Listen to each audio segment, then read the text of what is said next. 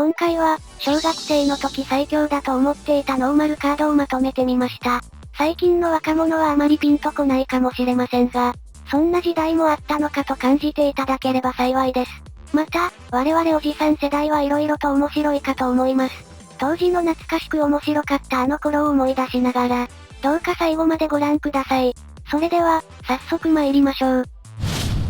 はい、電脳メルニア。小学生の当時、このカードを嫌というほど見たのではないでしょうか。27000のブロックされないスレイヤー。かのイエスマンも白王戦で使用していた最強カードです。当時のデュエマ、そして小学生の環境といえば、かっこいいドラゴンやスピードアタッカー持ちによる、小学生ドラゴンビートダウン、もしくは低コストブロッカー軍団による、ムルムル鉄壁デッキの2強だったのではないでしょうか。そしてこのメルニアというカードは、そのどちらにも刺さる最強のカード。小学生ドラゴンデッキは序盤ファイアバードを展開しがち。ドラゴンをサポートする貴重な鳥さんをメルニアと相打ちさせる度胸が、当時の小学生にあったでしょうか。また、せっかく出したドラゴンも、スレイヤー持ちのメルニアの前には無力と化します。殴り返しをためらうどころか、メルニアの殴り返しに怯え攻撃できない始末、ぶっ刺さりです。そしてムルムル鉄壁にも当然メルニアがぶっ刺さり、どれだけ強大なブロッカーも、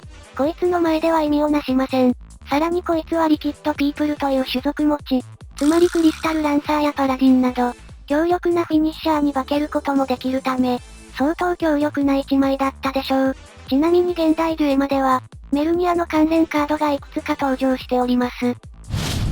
襲撃者エグゼドライブ、落とすらぶっちぎり、3マナ3000スピードアタッカー。当時では考えられない破格の性能ではありましたが、当然にデメリット持ち、それはターン終了時に手札に戻ること。しかし逆に言えば相手ターンに殴り返しを受けないと捉えることができ、赤単速攻特有の、後半に枯渇しがちな、殴り手を確保し続けられる点では優秀でした。ただこいつに貴重なマナを消費するということは、盤面の総数があまり変わらない。つまり展開速度が遅くなるため一長一短です。場合によっては P カプなど場に残るカードで展開した方がいい場合がありますね。かつてはブレイズクローに次ぐ4枚積み必須級のカードでしたね。小学生環境においては、鉄壁ブロッカーデッキには相性最悪ですが、ドラゴンデッキにはぶっ刺さり、殴り返しができず、自然で手札破壊もできません。せっかくドラゴンを召喚した頃には、シールドが数少なく、盤面のクリーチャーを対処しても、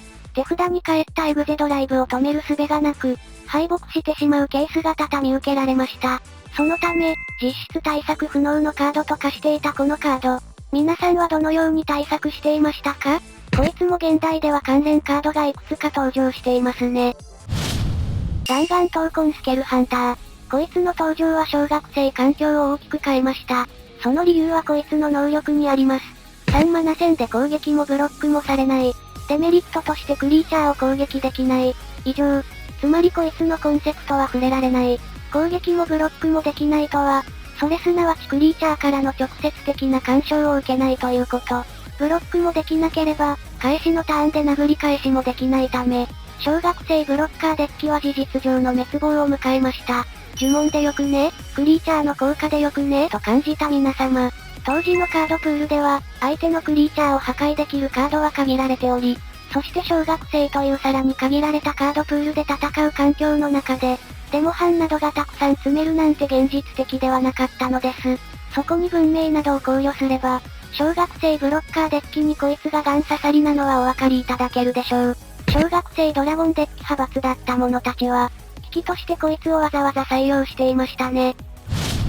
時空の守護者ジルアーカ。小学生ブロッカーデッキの要であり、個人的に最も嫌いだったカードです。3マナ2000のブロッカー。破壊された時相手のクリーチャー2体をタップする能力を持つため、3マナブロッカーにしては低いパワーが強みになっています。シンプルにこいつ1体で合計3体のクリーチャーを止めることができるため、こいつが4体も展開された日には投了もやむなし、自慢のドラゴンはなすすべなく崩壊するでしょう。ただこいつの最大の欠点といえば、小学生の切り札、ムルムルとの相性が最悪。ムルムルの効果でパワーが上がりバトルに勝つ。それすなわちジルアーカのタップ能力が使えなくなってしまいます。つまりジルアーカのためにムルムルを積まないのか、ムルムルを積みたいからジルアーカを外すのか、それとも無理やり共存させるのか、これが小学生に与えられるジュエマからの最初の試練として有名ですよね。ほとんどの小学生は、ムルムルを採用して、ジルは赤を切っていたのではないでしょうか。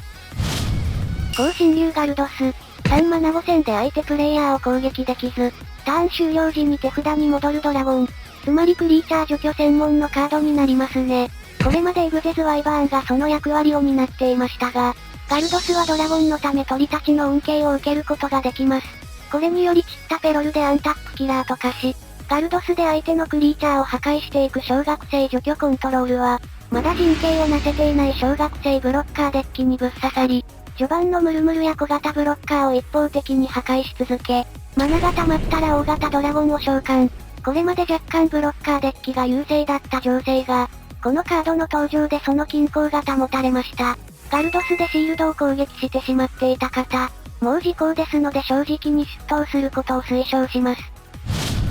無限ブロッカー。その名の通り、ブロック後にアンタップするブロッカーのこと。代表的なカードはこちら。小学生にとっては高いパワーやトリプルブレーカーなど、わかりやすい強さのカードが人気です。この無限ブロックもロマン溢れた小学生好みのカードと言えますね。当然のことながら、ブロック時のバトルに負ければ無限ブロックできません。そこでムルムルです。小学生の切り札、ムルムルとの相性がとても良いため、ムルムルとリーサが揃った盤面を崩すことは困難を極めます。さらにお金持ちか豪運の持ち主の場合、無限ブロッカーの相棒は無敵上シルバーグローリー。必ずバトルに勝つ。至極シンプルでわかりやすい強さ。小学生が好きそうなこの能力は、無敵ブロッカーと合わせることで最強の要塞が完成。白という除去されにくいカードは、ムルムルより厄介な相棒でした。アンケートでもこのコンボに完封された方多かったです。漫画では無敵クロスギアをクロスしたらバイルが暴れていたのが印象的ですね。ヘブンズゲート。からのシリウスを降臨させて完封する小学生エンジェルデッキ。これは小学生ブロッカーデッキからの派生となります。おいおい、そんなレアカード持ってなかったぞとお怒りの皆様、落ち着いてください。なんと小学生でもヘブンズゲートとシリウスを簡単に手に入れることができるのです。それがこちら、2009年に販売されたエントリーデッキ、パーフェクトエンジェル。こちらはヘブンズゲートからの大型ブロッカー展開を軸とした、構築済みデッキとなります。当時のジュエマの構築済みデッキといえば、ろくなカードが収録されていないで有名でしたが、このデッキはその常識を覆しました。収録カードはこんな感じ。環境デッキにも使用されるシールドトリガーに加え、まさかのヘブンズゲートが4枚、シリウス4枚の大盤振る舞い。それでいてこのデッキのお値段、なんと1500円プラス税。このデッキの登場により小学生でもお年玉やプレゼントなどで容易に入手することができ、あっという間に小学生環境がインフレ。これまでのムルムル小型ブロッカーが一変、残虐な天使軍団に変わったのを覚えております。この前には歴代最強と名高いアルカディアスナイツも販売されていましたから、ここら辺から小学生の持つカードパワーが跳ね上がりました。ただ当時僕はドラゴンデッキばかり購入していたため、友達のエンジェル軍団に惨殺され引退しかけたのは、今ではいい思い出になっています。お待たせしました。これまで何度も登場してきた黒幕的存在。小学生が最もお世話になってきた最強の光カード。後陣の人ムルムル。自身以外のブロッカーを常にパワー3000も上昇させるにマナ2000のブロッカー。そして優秀なイニシエイトという種族を持ち、その圧倒的守備力から小学生ブロッカーデッキの必須パーツとなりました。当然この効果は重複します。ムルムルは2体だけでも他のブロッカーをプラス6000します。もともとパワーが高めのブロッカーが、さらに容易にパワーアップするため、並大抵のクリーチャーは完封されてしまいます。当時の環境ではいくらドラゴンといえど、今みたいなバカでかいパワーは存在していません。当時最高のグラディアンレッドドラゴンのパワー15000でさえ、ムルムルに、3体で容易に完封されてしまいます。このためムルムルの登場は小学生ブロッカーデッキを超強化させ、ドラゴンデッキを滅亡寸前まで追い込みましたが、小学生もバカではないため、ブロッカーを除去するカードを搭載し、なんとか抵抗していたのを覚えています。また、ムルムルが2体までならムルムルのパワーは5000。つまり映画特典でおそらくみんな持っていたであろう。無双竜騎ドルザークが大活躍していた記憶があります。ムルムルを使う側だった皆さんは、クリムゾンメガドラグーンに何回泣かされましたか？以上、小学生の時最強だと思っていたノーマルカードをまとめていきました。他にも皆さんの記憶の中に、強く残っているカードはあるかと思います。それはコメントから教えていただけると、とても嬉しいです。ここまでご視聴いただきありがとうございました。よかったらチャンネル登録や高評価で応援よろしくお願いします。